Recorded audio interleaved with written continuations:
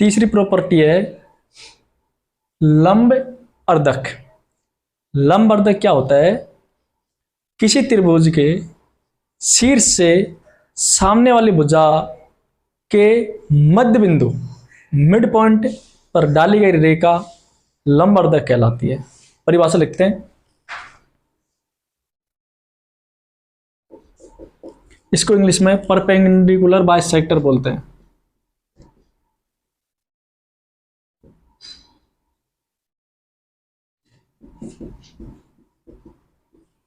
परिभाषा, किसी त्रिभुज में किसी शीर्ष से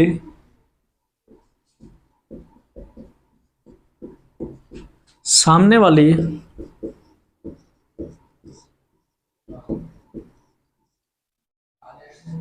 भुजा के मध्य बिंदु मिड पॉइंट होना चाहिए, मध्य बिंदु तक खींची जाने वाली रेखा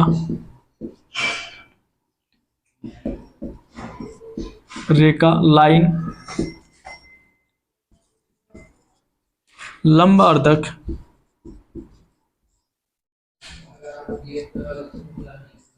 कहलाता है। चेक करते हैं कैसे। मान लीजिए हमारे पास कोई त्रिभुज है, ट्राइंगल ए बी सी, और बी और सी का मिड पॉइंट मान लीजिए डी है। क्या है? डी। तो शीर्ष ए से सामने वाली भुजा के मध्य बिंदु, इसमें दो कंडीशन होनी है। पहली, सामने वाली भुजा का मध्य बिंदु होना चाहिए।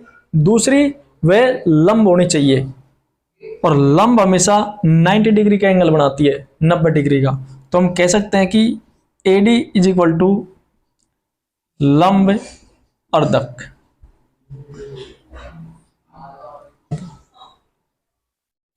चौथी प्रॉपर्टी है, या चौथी परिभाषा में पढ़ेंगे आज, माध्यिका। इंग्लिश में इसको बोलते हैं मीडियन। ये वो वाली माध्यिका नहीं जो हम उसमें पढ़ते हैं, ये जियोमेट्री वाली माध्यिका है।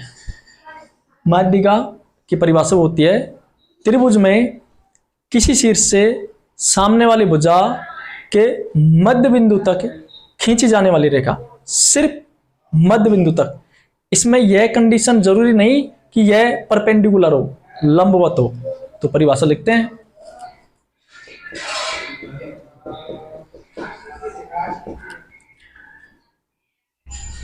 त्रिभुज में किसी शीर्ष से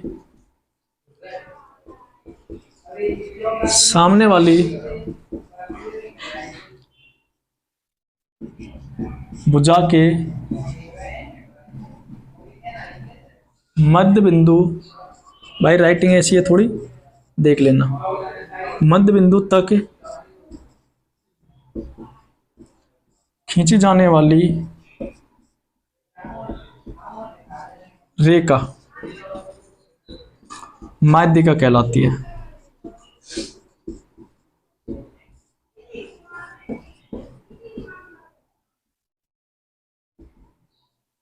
मैं फिर बोल रहा हूं, यह माध्यिका बहुलक वाली माध्यिका नहीं है, यह माध्यिका जियोमेट्री वाली है।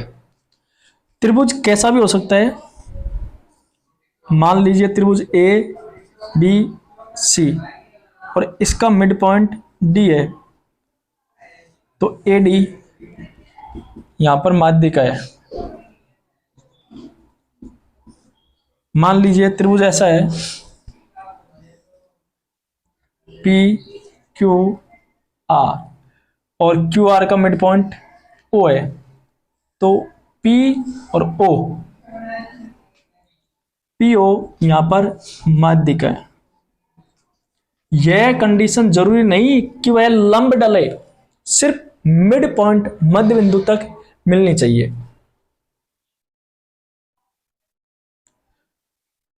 पांचवी परिभाषा है केंद्रक। इंग्लिश में इसे सेंट्रोइड कहते हैं। केंद्रक केंद्रक वह बिंदु होता है जहां पर किसी त्रिभुज की तीनों माध्यिकाएं मिलती है। तो परिभाषा लिखते हैं।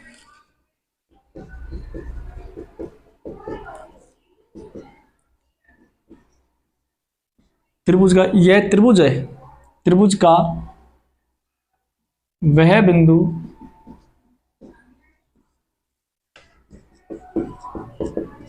जहां पर त्रिभुज की तीनों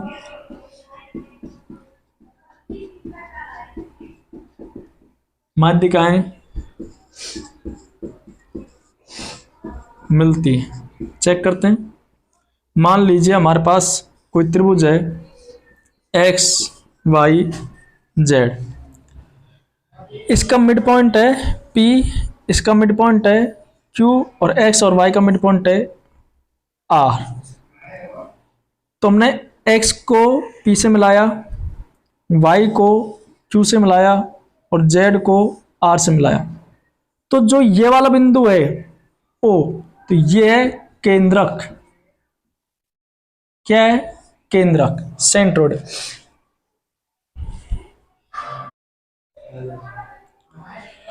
तो अभी हमने परिभाषा पढ़ी, अब हम इनके कुछ गुणधर्म पढ़ेंगे।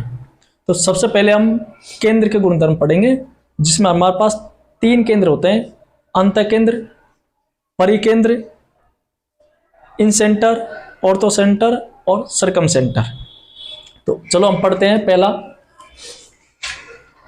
अंतःकेंद्र।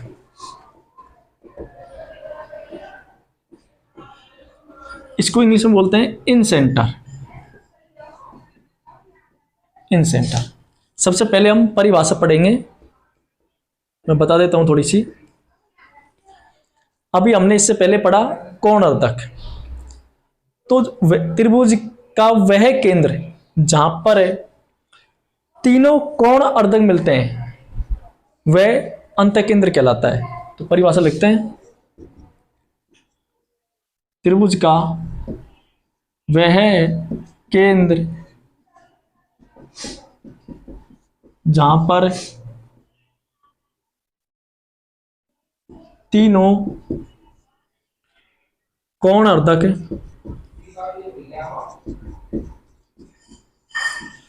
मिलते हैं।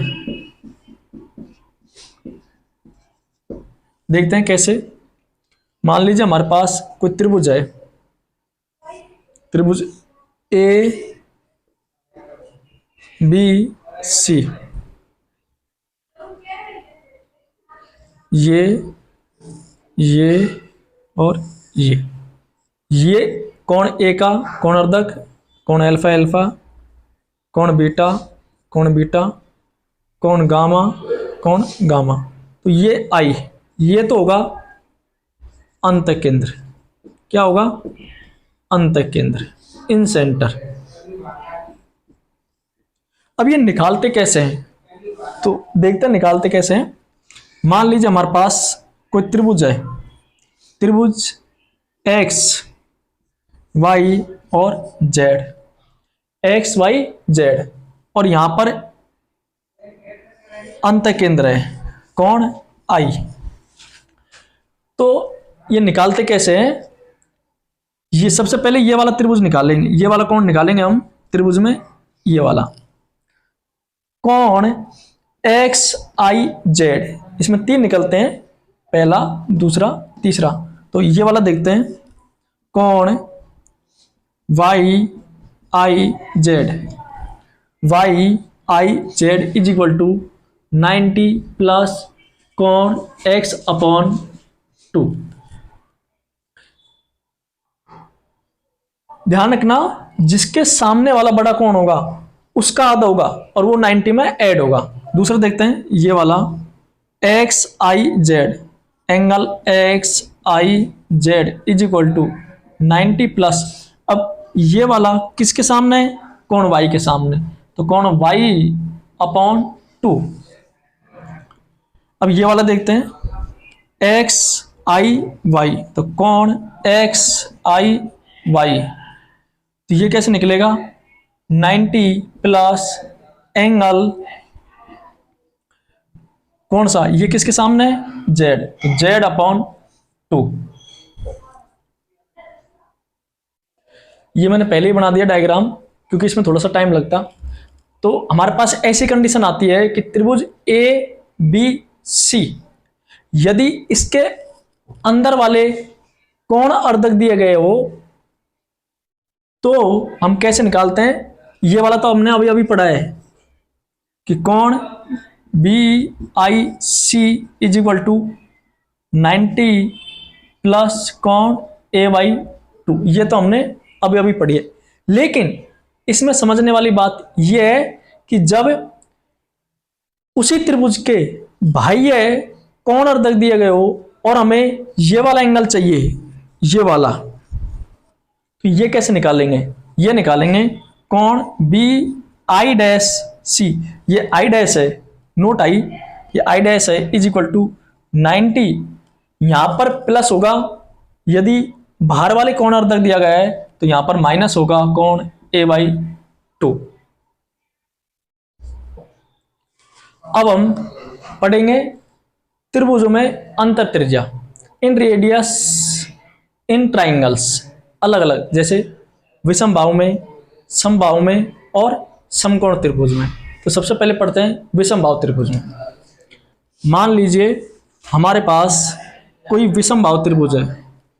अब भाई आप विषमबाहु त्रिभुज तो जानते ही होंगे इतना सा तो, और इसके अंदर कोई सर्किल है, डायग्राम थोड़ा ऐसे ही बना है, देख लेना, कोई सर्किल है, इसका केंद्र ये है, तो हमें ये रेडियस चाहिए, क्या चाहिए, रेडियस। हमने यहां से इसको मिला दिया क्योंकि ये एंगल बाय सेक्टर है। भाई अंत केंद्र है तो कोण अर्धक होगा, ये हमें आर चाहिए, ये हमने आई से डिनोट कर दिया आर, तो हम बोलेंगे विषमबाहु त्रिभुज में आर, आर मतलब छोटी त्रिज्या, ये पर हम लिख सकते हैं त्रिज्या is equal to A upon S, A बोले तो क्षेत्रफल, या फिर ऐसे लिख सकते हैं त्रिभुज का क्षेत्रफल, और एस बोले तो सेमी पेरीमीटर, त्रिभुज का अर्ध परिमाप।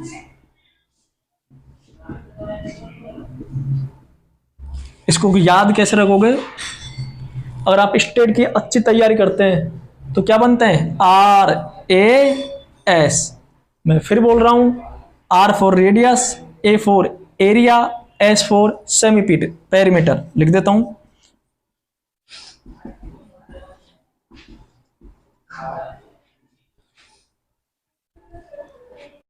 दूसरे नंबर की है समबाहु त्रिभुज में अंत त्रिज्या इन रेडियस इन इक्विलेटर ट्राइंगल।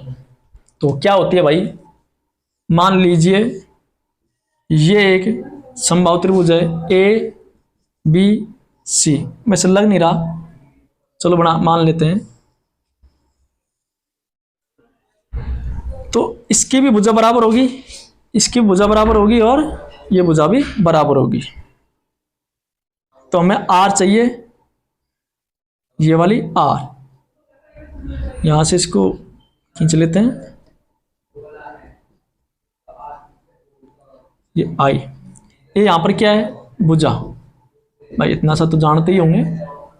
ए तो आर कैसे निकलेगी, ए अपॉन 2√3, ये वाली जो आर है, आर समबाहु त्रिभुज की अंत त्रिज्या, त्रिज्या आर बराबर ए अपॉन 2√3, यहां पर ए भुजा है तो हम लिख सकते हैं त्रिज्या भुजा बटा 2√3, और भाई ये भुजा आई कैसे, ये रेडियस आई कैसे, उसके लिए आपको आर डी शर्मा की बुक पढ़नी पड़ेगी। अब हम पढ़ेंगे तीसरी समकोण त्रिभुज में अंतर त्रिज्या।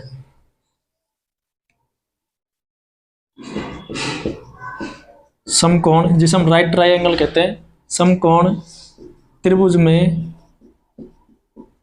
अंतर त्रिज्या।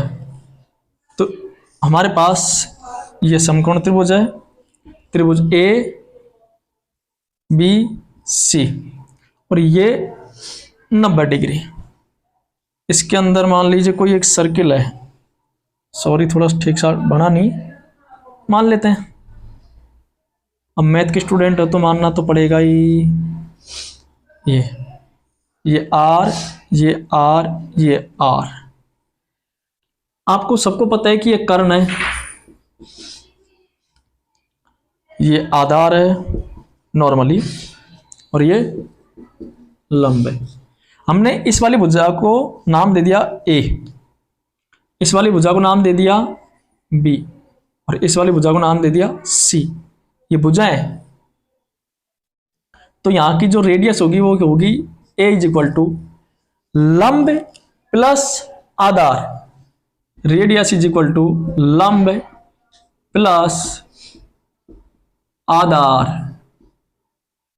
Perpendicular plus base minus hypotenuse कर्ण upon 2।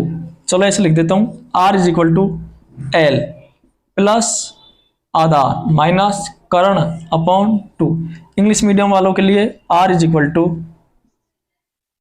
L perpendicular a base minus hypotenuse upon 2। तो हम अंत केंद्र से संबंधित दो प्रॉपर्टी है, वैसे थोड़ी अटपटी है लेकिन नॉर्मली है। देखो, यदि कोई त्रिभुज दिया हुआ है आपको ए बी सी, और किसी भी एंगल का एंगल बाइसेक्टर कोण अर्धक दिया गया है, जैसे ये ए और डी, कोण ए का कोण अर्धक है, यह जरूरी नहीं कि यह मिड पॉइंट है, यह बीसी पर कहीं पर भी हो सकता है। सिर्फ कंडीशन यह लागू होती है कि यह कोण अर्धक है। तो इसमें एक कंडीशन लागू होती है कि बी डी अपॉन ये वाली B D upon C D, ये वाली C D is equal to, इनका जो रेशो होता है अनुपात, वो ए बी अपॉन ए सी के अनुपात के बराबर होता है। यह फिक्स है, ए बी, सॉरी भाई ए सी। इसमें देखते हैं, मान लीजिए कि त्रिभुज एबीसी है या कोई भी त्रिभुज है, इसकी एक रेखा है एडी, और इसी रेखा पर अंत केंद्र उपस्थित होना चाहिए, कहीं पर भी हो, जैसे यहां हो, यहां हो, यहां, यहां, कहीं पर भी, लेकिन इस रेखा पर अंत केंद्र उपस्थित होना चाहिए। तो एक कंडीशन लागू होती है A I upon I D is equal to A I upon I D is equal to A B plus A C, ये वाली ए सी अपॉन बी सी। भाई ये कहां से आई? तो ये 9th क्लास की बुक पढ़ो, वहां से आई। एक नोट लगा के नोट कीजिए, और नोट कितने का लगाना है वो तो आप देख लीजिए। मेरे पास तो भाई 50 रुपए है नोट। जो एसएससी में डायरेक्ट प्रश्न पूछा जाता है, जैसे आपको एक त्रिभुज देगा कि समकोण त्रिभुज में अंत केंद्र कहां पर स्थित होता है, तो नोट लगा के लिखो, सभी त्रिभुजों में, सभी का मतलब विषम बाहु हो, समबाहु हो, समकोण हो, सभी त्रिभुजों में अंत केंद्र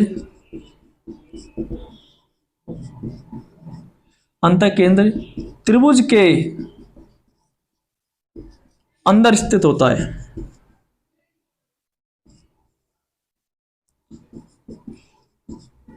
अंदर स्थित होता है।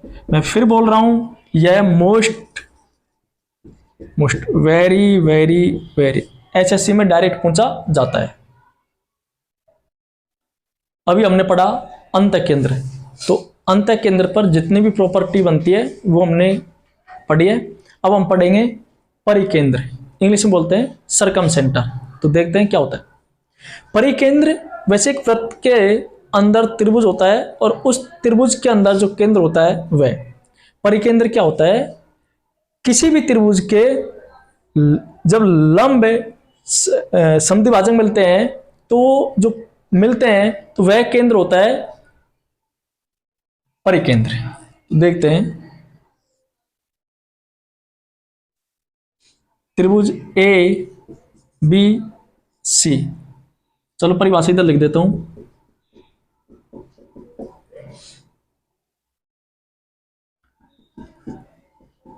त्रिभुज में लंब, त्रिभुज में वह बिंदु जहां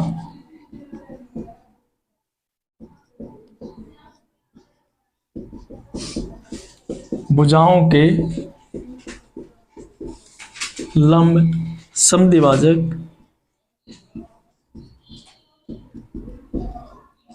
मिलते हैं, जो हमने अभी अभी पढ़ लिए हैं, मिलते हैं, परिकेंद्र कहलाता है। परिकेंद्र कहलाता है। जैसे त्रिभुज ए बी सी, मान लीजिए इसका लंब समद्विभाजक ही है ए डी ले लेते हैं, इसका लंब समद्विभाजक ही है B A B C D E, और इसका ये लंब एफ है। तो जो ये होगा वो हम सी से डिनोट कर देते हैं, हम लिखेंगे परिकेंद्र। वास्तव में जो ये होता है तो एक वृत्त सर्किल के अंदर होता है, इसीलिए इसका नाम परिकेंद्र पड़ा है, क्योंकि परिधि के चारों ओर होता है। अब इसमें भी अलग अलग प्रॉपर्टी बढ़ते हैं। त्रिभुज में परिकेंद्र को निकालते कैसे हैं? जैसे त्रिभुज ए बी सी,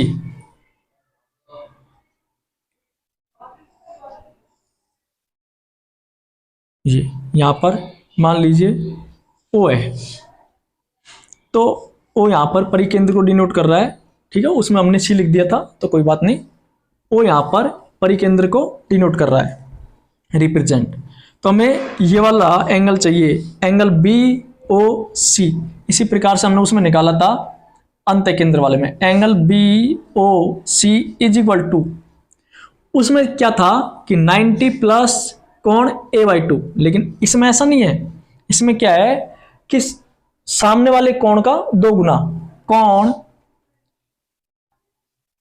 a का 2 गुना, सामने वाले कोण का 2 गुना। इसी प्रकार से ये वाले निकालेंगे, कोण A O C, angle A O C is equal to सामने वाले कोण का 2 गुना, तो कोण बी का 2 गुना।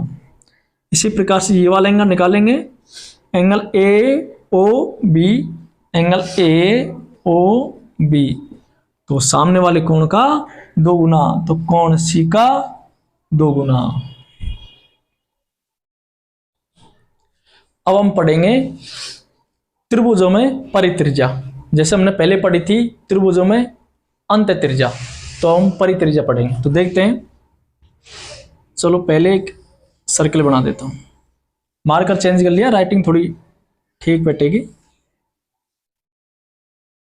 पहली कंडीशन लेता हूं, विषमबाहु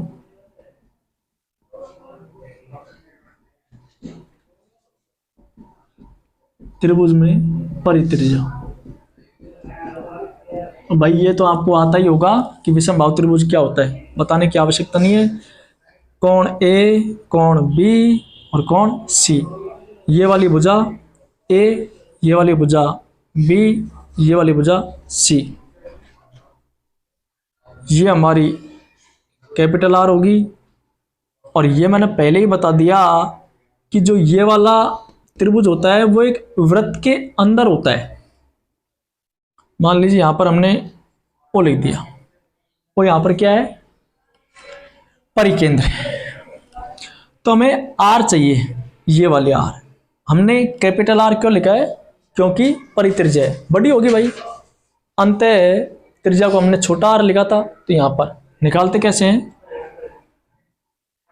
ए बी सी, भाई मल्टीप्लाई का चिन्ह है, अपॉन 4 इंटू एरिया ऑफ त्रिभुज, अर्थात ऐसे बोल सकते हम भुजा ए इंटू भुजा बी इंटू भुजा सी अपॉन 4 इंटू त्रिभुज का क्षेत्रफल। अब त्रिभुज का क्षेत्रफल निकालते कैसे हैं, तो देखते हैं, S up sorry A is equal to a area of त्रिभुज S minus A S minus B S minus C का अंडर रूट, जो बचपन में पढ़ा होगा। और एस यहां पर क्या है, सेमी पेरीमीटर, ए प्लस बी प्लस सी अपॉन 2। तो अब हम पढ़ेंगे समबाहु त्रिभुज की परित्रिज्या।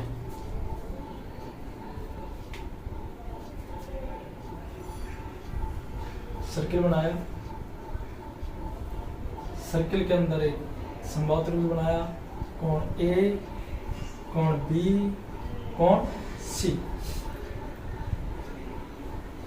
ये हमारी परित्रिज्या हो गई।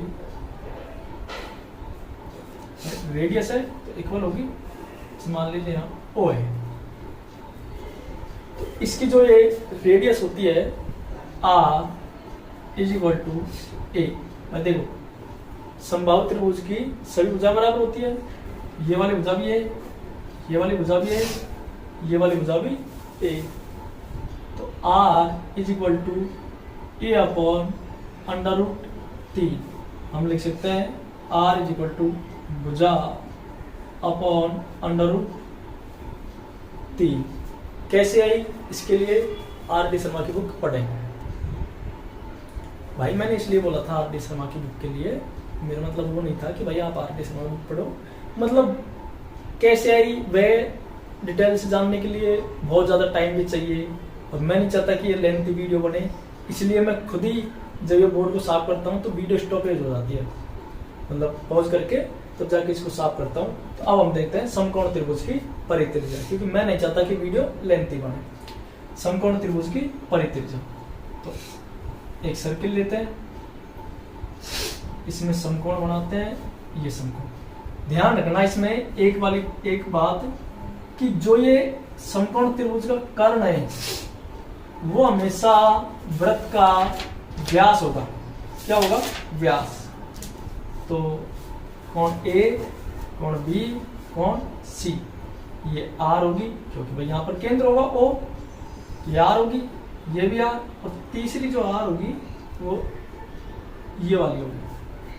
और वैसे दिख रही है कि भाई कर्ण के मध्य बिंदु है वो, तो यहां से यहां तक आर, तो यहां से यहां तक 2r, तो r होगी व्यास का आधी होगी, तो लिखते हैं r इज इक्वल टू समकोण त्रिभुज की परित्रिज्या, r इज इक्वल टू कर्ण बाई 2, या फिर देखो ये वाली भुजा a, ये वाली भुजा b और ये वाली भुजा c, तो हम लिख सकते हैं r is equal to c upon 2।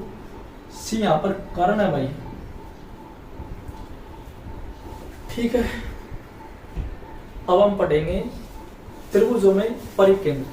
हमने पहले पढ़ा कि त्रिभुजों में अंतःकेंद्र की स्थिति पड़ी थी, तो उसमें तो सिर्फ एक ही कंडीशन याद रखनी पड़ी थी कि सभी त्रिभुजों में अंतःकेंद्र अंदर की ओर होता है, मतलब कि त्रिभुज के अंदर होता है। लेकिन परिकेंद्र में ऐसा नहीं है। क्यों नहीं है?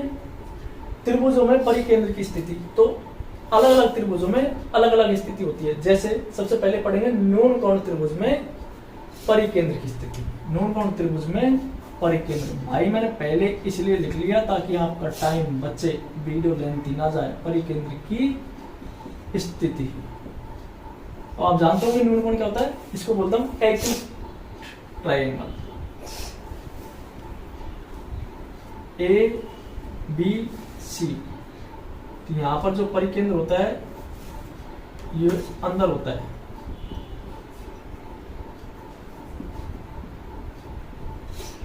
तो तो हम लिख सकते हैं न्यून कोण त्रिभुज में परिकेंद्र की स्थिति त्रिभुज के अंदर होता है। इसी प्रकार से समकोण त्रिभुज में ए कोण बी कोण सी। समकोण त्रिभुज में अभी अभी हमने पढ़ा कि कर्ण का मिड पॉइंट होता है ओ। ये क्या है? समकोण त्रिभुज में परिकेंद्र कर्ण का मध्य बिंदु मिड पॉइंट ऑफ हाइपोथेनियस मध्य बिंदु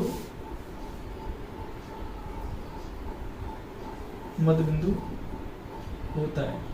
तीसरा हम पढ़ेंगे अधिक कोण त्रिभुज में। जैसे एक त्रिभुज बनाता है अधिक कोण, सॉरी यहां बना देते हैं ए बी सी, ये वाला भी कोण त्रिभुज है। तो इसमें जो ये परिकेंद्र होता है वो त्रिभुज के बाहर आगे की ओर होता है, तो हम ऐसे लिखेंगे इसको परिकेंद्र। तो इसको लिख देता हूं अधिक कोण त्रिभुज में परिकेंद्र त्रिभुज के बाहर स्थित होता है। और भाई ये तीनों प्रॉपर्टी डायरेक्ट पूछ जाती है, तो मैं फिर कह रहा हूं मोस्ट एसएससी की सबसे फेमस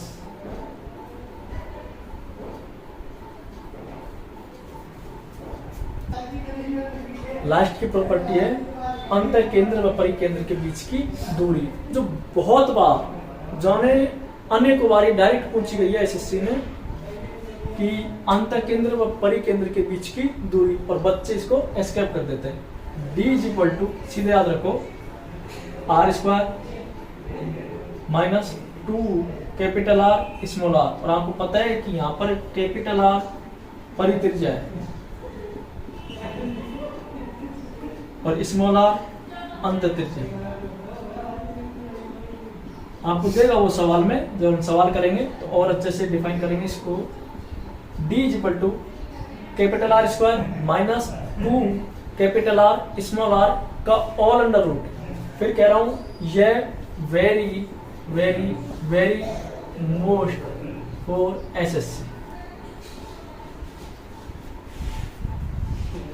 दोस्तों आज के लिए इतना ही, और मैं हाथ जोड़कर निवेदन कर रहा हूँ कि मैं आपका छोटा भाई हूँ, जो मैं इतनी मेहनत करा रहा हूँ आपके लिए, इतना अच्छा कंटेंट दे रहा हूँ। तो प्लीज़ इस वीडियो को पूरा देखें, लाइक करें और शेयर करें, सब्सक्राइब जरूर करें, चैनल को सपोर्ट करो छोटे भाई को। धन्यवाद।